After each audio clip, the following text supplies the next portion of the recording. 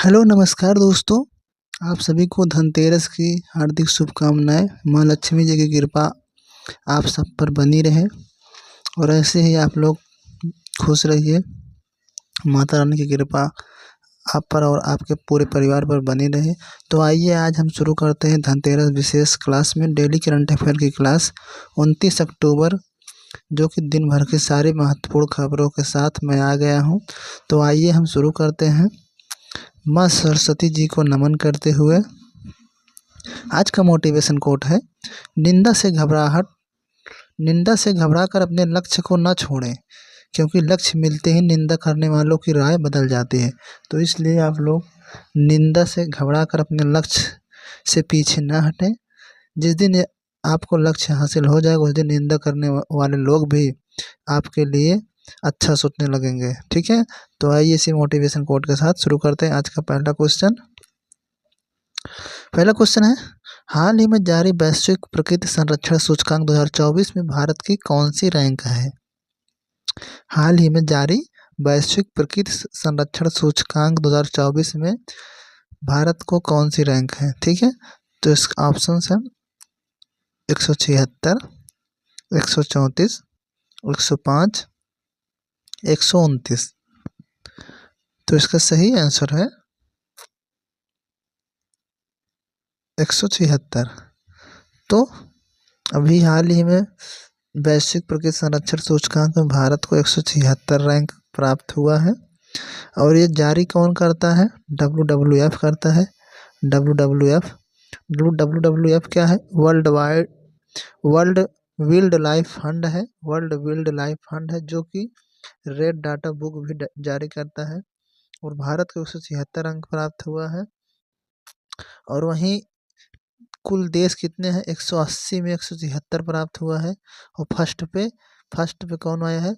Luxembourg. ठीक है, Luxembourg first rank पर आया है। वहीं रूल ऑफ लॉ में भारत की कौन सी रैंक है? 79 है।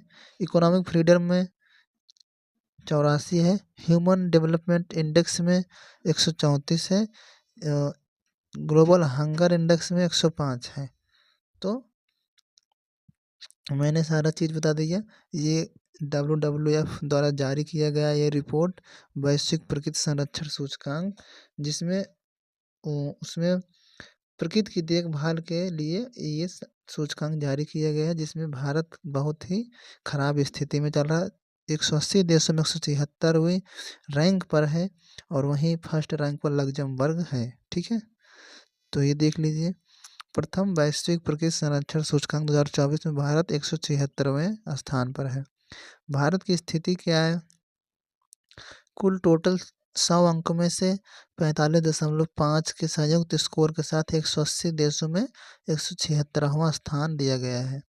ये अकुशल भूमि प्रबंधन और जैव विविधता पर बढ़ते खतरों के कारण भारत को निम्न स्थान दिया गया है। ठीक है, इससे ये साफ पता चलता है कि इसमें कौन से है। इसमें अकुशल भूमि प्रबंधन को सही नहीं कर पा रहे हैं और जैव विविधता पर बढ़ते हुए खतरों पर ये दिया गया है। भूमि प्रबंधन की श्रेणी में 42 अंकों के साथ 154वां स्थान पर रखा गया है। जैव विविधता के लिए खतरा की श्रेणी में 177वां स्थान पर रखा है। तो ये एवरेज मिलाकर 180 देशों में 176वें स्थान पर रखा गया है।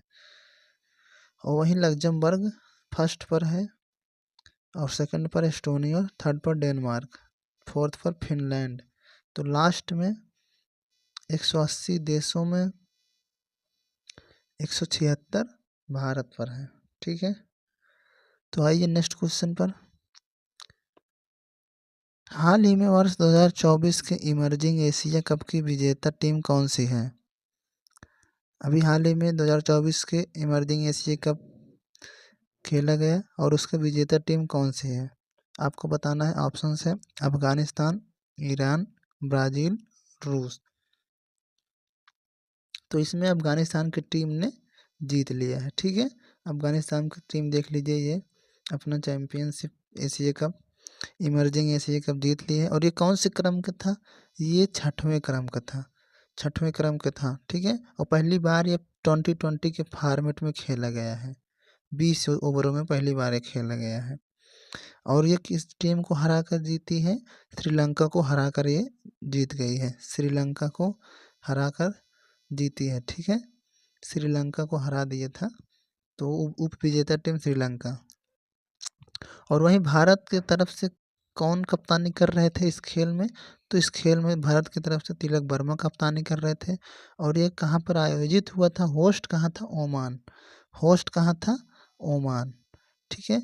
ओमान में ये खेला गया था खेल। ओमान की राजधानी क्या है? मस्कट। अभी हाल ही में ओमान में एक दुक्कम पोर्ट है, जो कि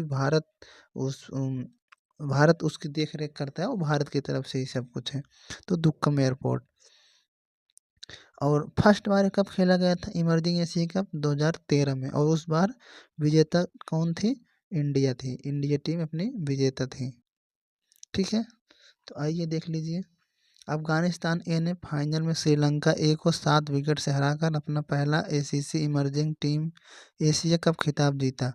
ओमान के अल अमरत में आयोजित हुआ था। देख लीजिए, ओमान में आयोजित हुआ था ACC 2020 emerging team Asia cup 2024 के फाइनल में अफगानिस्तान ए ने श्रीलंका ए को 7 विकेट से हराकर खिताब अपने नाम किया है, ठीक है। ये अफगानिस्तान ने श्रीलंका को हराकर जीता है। आपको बताना, आईसीसी 2020 पुरुष वर्ल्ड कप का आयोजन कहाँ हुआ था? आईसीसी 2020 पुरुष वर्ल्ड कप, ठीक है। पुरुष वर्ल्ड कप का आयोजन कहाँ हुआ था और कौन जीता था? जीता था इंडिया, सबको पता है, साउथ अफ्रीका को हराकर फाइनल में। और ये आयोजित हुआ था यूएसए और वेस्ट इंडीज में, ठीक है। तो यूएसए और वेस्ट इंडीज में। और वहीं महिला 2020 विश्व कप में कौन जीता है? तो न्यूजीलैंड ने जीता है दक्षिण अफ्रीका को हराकर। आइए नेक्स्ट क्वेश्चन पे। हाल ही में भारत में 5G AI और स्मार्ट शहरों के लिए डीजी फ्रेमवर्क किसने लॉन्च किया? ऑप्शंस हैं यूएसए, जापान, साउथ कोरिया, उपयुक्त सभी। तो इसमें उपयुक्त तीनों हैं। अभी हाल ही में भारत में 5G 5th जनरेशन और उसके बाद AI आर्टिफिशियल इंटेलिजेंस और स्मार्ट शहरों के लिए डीजी फ्रेमवर्क जो लॉन्च किया गया है, ऑप्टिकल फाइबर। ये तीनों देश मिलकर इस पर काम कर रहे हैं। डीजी फ्रेमवर्क क्या है? डीजी फ्रेमवर्क क्या है? डिजिटल इंफ्रास्ट्रक्चर ग्रोथ इनिशिएटिव, ये डीजी फ्रेमवर्क है। और इसमें कौन कौन से काम कर रहे हैं? एआई हो गया, 5G हो गया, ऑप्टिकल फाइबर और ई कॉमर्स जैसे तकनीकी का विकास होगा।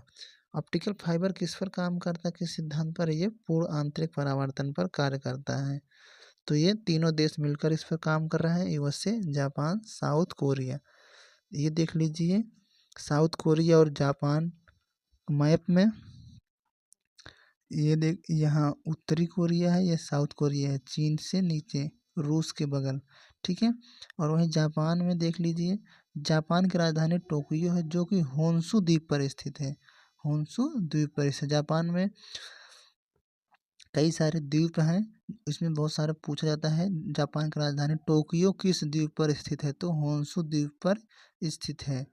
क्यूशो हो गया, उसके बाद हो गया शिकोटू हो गया, उसके बाद हो गया होन्शु हो गया, उसके बाद हो गया होक्काइडो, ठीक है। ये वहाँ के द्वीप हैं, वहाँ आता है, उत्तर से दक्षिण क्रम में लगाने के लिए आता है। तो मैंने दक्षिण की तरफ से सबसे नीचे क्यूशु है, ऊपर उत्तर की तरफ होक्काइडो है, ठीक है। होन्शु द्वीप जो है, जो कि मेन है, जहाँ पर सबसे ज़्यादा जनसंख्या निवास करती है, होन्शु द्वीप पर। और वहीं राजधानी है टोक्यो। वहीं देख लेते हैं साउथ कोरिया की राजधानी क्या है? सियोल। साउथ कोरिया की राजधानी क्या है? सियोल। जापान की राजधानी क्या है? टोक्यो। मुद्रा क्या है? एन। और वही USA, United state of America, ये दो देशों के साथ बॉर्डर साझा करते हैं, कनाडा और मैक्सिको, ठीक है। और प्रशांत महासागर और गल्फ की खाड़ी स्थित है यूएसए और मैक्सिको के बीच, ठीक है। कैरिबियन सागर भी वहीं स्थित है। अटलांटिक महासागर और प्रशांत महासागर के बीच में यूएसए स्थित है। ठीक है, अमेरिका, और उसकी राजधानी क्या है? Washington DC. ठीक है, तो इतना हो गया। नेक्स्ट क्वेश्चन पे चलते हैं। हाल ही में ग्लोबल फाइनेंस मैगजीन के अनुसार वर्ष 2024 के लिए भारत का सर्वश्रेष्ठ बैंक कौन सा है? अभी ग्लोबल फाइनेंस मैगजीन है, उसके अनुसार जारी किया है कि भारत में 2024 का सर्वश्रेष्ठ बैंक कौन बना है। तो आपको बताने हैं, ऑप्शंस हैं SBI, state bank of India, PNB Punjab national bank, HDFC, ICICI bank. ठीक है, तो इसका सही आंसर है SBI, state bank of India. Global finance magazine के अनुसार 2024 के लिए भारत का सर्वश्रेष्ठ बैंक बना है। ठीक है, ग्लोबल फाइनेंस मैगजीन कहाँ से रिलीज होती है? ये यूएसए वाशिंगटन से रिलीज होती है। ये देख लीजिए, ग्लोबल फाइनेंस मैगजीन द्वारा एसबीआई को 2024 के लिए भारत का सर्वश्रेष्ठ बैंक नामित किया गया है। और वहीं एसबीआई भारत की सबसे बड़ी एवं सबसे पुरानी बैंक है। 14 सितंबर 2022 को भारतीय स्टेट बैंक पहली बार भारतीय स्टॉक एक्सचेंज पर 5 ट्रिलियन बाजार पूंजीकरण को पार कर गया था और ऐसा करने वाला तीसरा बैंक बन गया था। पहला बैंक कौन था? एचडीएफसी था, और दूसरा था आईसीआईसीआई बैंक था। आईसीआईसीआई बैंक था, उसके बाद बैंक की तरफ से तीसरा बैंक एसबीआई बन गया था। और वहीं ग्लोबल फाइनेंस की तरफ से शक्तिकांत दास को ग्रेडिंग ए रेटिंग दिया गया, जो कि गवर्नर के रूप में ग्लोबल फाइनेंस तरफ से सबसे अच्छे जो कि गवर्नर है वो शक्तिकांत दास को दिया गया था। तो ये ग्लोबल फाइनेंस मैगजीन कहाँ से रिलीज होता था? रिलीज होता है यूएसए वाशिंगटन से। यूएसए वाशिंगटन से रिलीज होता है। और भारत का सर्वश्रेष्ठ बैंक 2024 एसबीआई। एसबीआई की स्थापना कब हुई थी? एसबीआई की स्थापना 1 जुलाई 1955 को हुई थी। ठीक है, 1955। पहले ये किस नाम से जाना जाता था? पहले ये जाना जाता था इंपीरियल बैंक ऑफ इंडिया। ठीक है, 1921 में। ठीक है, 1921 में इंपीरियल बैंक ऑफ इंडिया की स्थापना होती है। फिर 1955 में इसको एसबीआई नाम दिया गया। और पहले 3 बैंक मिलकर इंपीरियल बैंक बनाए थे। Bank of Kolkata, bank of Mumbai, bank of Madras. ये तीनों बैंकों को साल 1921 में मिलाकर इंपीरियल बैंक बनाया गया। और वहीं आगे चलकर 1955 में 1 जुलाई 1955 को इसका नाम स्टेट बैंक ऑफ इंडिया कर दिया गया। और इसका मुख्यालय कहाँ पर है? मुंबई में इसका मुख्यालय है। ठीक है, मैंने इतना सारा क्वेश्चन इसमें बता दिया। आइए नेक्स्ट क्वेश्चन पर। हाल ही में आईयूसीएन के हैरी मेसेल पुरस्कार से किसे सम्मानित किया गया है? हाल ही में आईयूसीएन के हैरी मेसेल पुरस्कार से किसे सम्मानित किया गया है? ऑप्शन है विभव तालुकदार, राजकुमार हिरानी, नारायण मूर्ति, निकिता पोरवाल। तो इसका सही आंसर है विभव तालुकदार। विभव तालुकदार को अभी आईयूसीएन के हैरी मेसेल पुरस्कार से सम्मानित किया गया है। और ये कहाँ से बिलोंग करते हैं? ये असम से बिलोंग करते हैं। ये एशियाई गैंडों के संरक्षण के लिए इन्हें ये पुरस्कार दिया गया। और कहाँ पर दिया गया? ये कार्यक्रम अबू धाबी में हुआ। ये देख लीजिए, इनके हाथ में पुरस्कार ले रहे हैं। ये पुरस्कार अबू धाबी में दिया जाएगा। आईयूसीएन क्या है? International union for conservation of nature. ठीक है, और ये रेड डाटा बुक भी जारी करता है। और इसकी स्थापना कहाँ पर हुई थी? आईयूसीएन 1948 में स्विट्जरलैंड में हुआ था। 1948 में स्विट्जरलैंड में इसकी स्थापना हुई थी आईयूसीएन, जो कि रेड डाटा बुक जारी करते हैं। विश्व भर में जो भी विलुप्त प्राय जैव विविधता वनस्पति जीव जंतु हैं उसके लिए संरक्षण पर ये कार्य करता है। इसकी स्थापना 1948 में हुई थी। और अभी उसी के द्वारा हैरी मेसेल पुरस्कार विभव तालुकदार को दिया गया। राजकुमार हिरानी को कौन सा पुरस्कार दिया गया? इनको किशोर कुमार सम्मान से सम्मानित किया गया। ठीक है, ये राजकुमार हिरानी को। निकिता पोरवाल जानते ही हैं आप लोग। अभी ये नारायण मूर्ति को वर्ल्ड कुछ पुरस्कार दिया गया, बहुत ही खबरों में था, आपको बताना है, पिछले क्लास में मैंने बताया था। उनकी पत्नी सुधा मूर्ति हैं, जो कि उनकी एक बहुत ही इम्पोर्टेंट पुस्तक है, ठीक है। और निकिता पोरवाल आपको पता ही है, मिस फेमिना है, ठीक है, इंडिया 2024 देख लीजिए। असम के संरक्षण वैज्ञानिक हैं ये विभव कुमार तालुकदार को अंतर्राष्ट्रीय प्रकृति संरक्षण संघ IUCN के प्रजाति अस्तित्व आयोग द्वारा संरक्षण नेतृत्व के हैरी मेसेल पुरस्कार से सम्मानित किया गया, ठीक है। ये कहाँ से हैं? असम के ये कंजर्वेशन साइंटिस्ट हैं। तो मैंने बता दिया, इनको एशियाई गैंडों के संरक्षण पर काम किए थे, उसके लिए इनको सम्मान दिया गया। कहाँ पर? अबू धाबी में। तो आइए नेक्स्ट क्वेश्चन पर। हाल ही में चर्चा में है सोहराई पेंटिंग का संबंध कहाँ से है? अभी चर्चा में भी चल रहा है सोहराई पेंटिंग, हालांकि ये पेंटिंग बहुत पहले से ही है, लेकिन ये चर्चा में अचानक से क्यों आया, इसके बारे में पूरा चर्चा करूँगा। तो आपको बताना है सोहराई पेंटिंग का संबंध कहाँ से है। तो ऑप्शन है झारखंड, महाराष्ट्र, बिहार, उड़ीसा। तो ये झारखंड के हजारीबाग का एक प्रकृति और कृषि पर आधारित बहुत ही महत्वपूर्ण पेंटिंग है। ये झारखंड से संबंधित है, ठीक है। झारखंड की सोहराई पेंटिंग, ये देख लीजिए, इसमें ये पेंटिंग आपके सामने है। ये प्रकृति और कृषि पर एग्रीकल्चर पर आधारित है, ठीक है। और ये चर्चा में क्यों आया? चर्चा में इसलिए आया, 16वां ब्रिक्स सम्मेलन 2024 कजान, जो कि रूस में आयोजित हुआ, और उसमें भारत की तरफ से प्रधानमंत्री नरेंद्र मोदी जी ने भाग लिया, और वहीं रूस के प्रधानमंत्री व्लादिमीर पुतिन से मिलते हैं, और उन्हें भारत की तरफ से अपनी संस्कृति संरक्षण के लिए प्रकृति और कृषि पर आधारित सोहराई पेंटिंग उन्हें भेंट प्रदान करते हैं। तो इसीलिए ये चर्चा में आ गया है। तो देख लीजिए, प्रधानमंत्री ने ब्रिक्स में रूसी राष्ट्रपति को सोहराई पेंटिंग भेंट किए। तो बताया मैंने, व्लादिमीर पुतिन को उन्होंने सोहराई पेंटिंग भेंट की ब्रिक्स शिखर सम्मेलन के लिए, ठीक है। और सोहराई पेंटिंग कहाँ का है? ये हजारीबाग का एक जिला, एक उत्पाद के रूप में इसकी पहचान मिली है, ठीक है। सोहराय चित्रकला महिला कलाकारों द्वारा ये बनाया गया है। प्राकृतिक रंग और टहनियों, चावल के भूसों और उंगलियों जैसे सरल उपकरणों का उपयोग करके इसे तैयार किया जाता है, ठीक है। और इसमें एक मोर दिखाया गया है, जो प्रचुरता, सुंदरता और समृद्धि का प्रतीक है, जो लताओं और पत्तियों से घुरा हुआ है, ठीक है। और ये जीवंत लोक कला परंपराओं का ये प्रमाण है, और हमारी संस्कृति में इसके महत्व रखती है। तो सोहराई पेंटिंग झारखंड की है, हजारीबाग की, ठीक है। और वहीं मोदी उज्बेकिस्तान के राष्ट्रपति से मिलते हैं, तो उन्हें क्या प्रदान करते हैं? तो वहाँ पर वो जाते हैं उज्बेकिस्तान में, तो वारली पेंटिंग प्रदान करते हैं भेंट स्वरूप।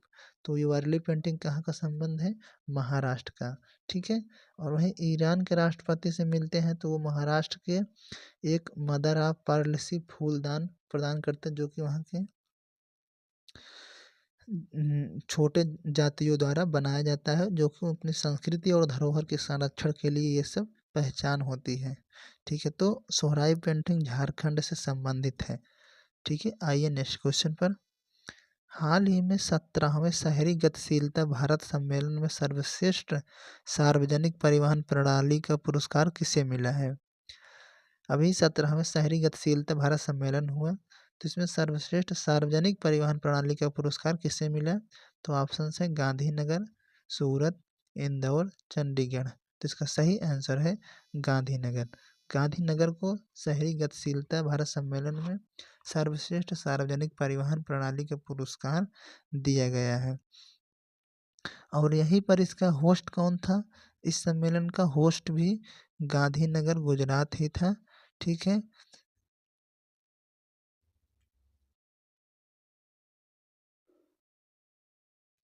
नहीं नहीं, इसमें देख लीजिए, इसका होस्ट जो प्रणाली, जो इसमें होस्ट पूछा गया था, शहरी गतिशीलता सम्मेलन का ये होस्ट है, ठीक है। ये होस्ट है, होस्ट करने वाला कौन सा राज्य है? वो गांधीनगर है, गुजरात। गुजरात की राजधानी गांधीनगर में। और शुभारंभ कौन करते हैं? गुजरात के मुख्यमंत्री भूपेंद्र पटेल ये इसका स्टार्ट करते हैं। और वहीं सार्वजनिक परिवहन प्रणाली का पुरस्कार भुवनेश्वर को जाता है। भुवनेश्वर कहाँ पर है? भुवनेश्वर उड़ीसा की राजधानी है। ठीक है, सार्वजनिक परिवहन प्रणाली का पुरस्कार फर्स्ट रैंक पर भुवनेश्वर है। और वहीं शहरी परिवहन समाधान के लिए गुजरात है। उसके बाद शुभारंभ कौन करते हैं? गुजरात के मुख्यमंत्री भूपेंद्र पटेल साहब। और वहीं समापन समारोह में श्री मनोहर लाल खट्टर, जो कि मिनिस्ट्री ऑफ अर्बन हाउसिंग मंत्री हैं, वो इसका समापन करते हैं। शहरी गतिशीलता भारत सम्मेलन की शुरुआत कब हुई थी? ये पहली बार 2008 में स्टार्ट हुआ था। उसके बाद अगली बार का आयोजन कहाँ पर होगा? अगली बार 18वां गुरुग्राम हरियाणा में होगा, जो कि 2025 में आयोजन होगा। तो इसका इस बार का सार्वजनिक परिवहन प्रणाली का पुरस्कार फर्स्ट रैंक पर भुवनेश्वर उड़ीसा है। और वहीं गांधीनगर गुजरात में इसका आयोजन हुआ था। ठीक है, ये देख लीजिए, भूपेंद्र पटेल साहब जी हैं। और वह सर्वोत्तम सुरक्षा प्रणाली और रिकॉर्ड वाला शहर गांधीनगर निगम है।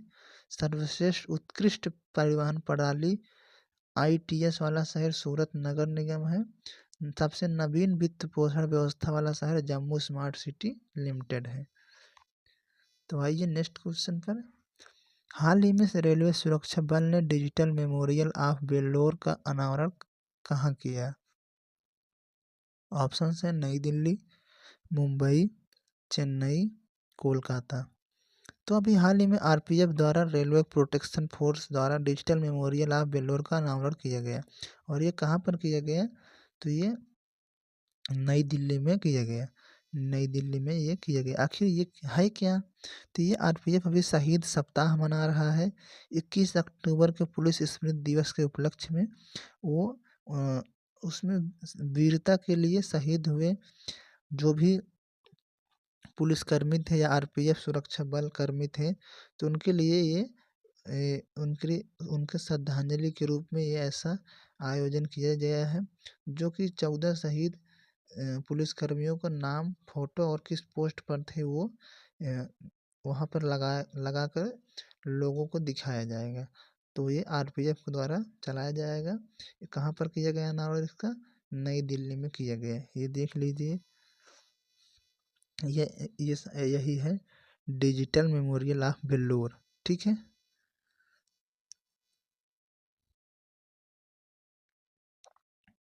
ये क्या है? डिजिटल मेमोरियल ऑफ वेल्लोर नई दिल्ली में RPF द्वारा चलाया गया शौर्य का डिजिटल स्मारक का शुभारंभ किया गया। यह पहल अपने वीर सैनिकों के बलिदान को सम्मानित करने के उद्देश्य से बनाई गई है, जिन्होंने देश सेवा में अपने प्राण न्यौछावर कर दिए थे। तो शहीदों को याद करने के लिए ये शौर्य का डिजिटल स्मारक कार्यक्रम चलाया गया, जो कि RPF द्वारा नई दिल्ली में शुरू किया गया। इसका अनावरण किया गया। आइए नेक्स्ट क्वेश्चन पर।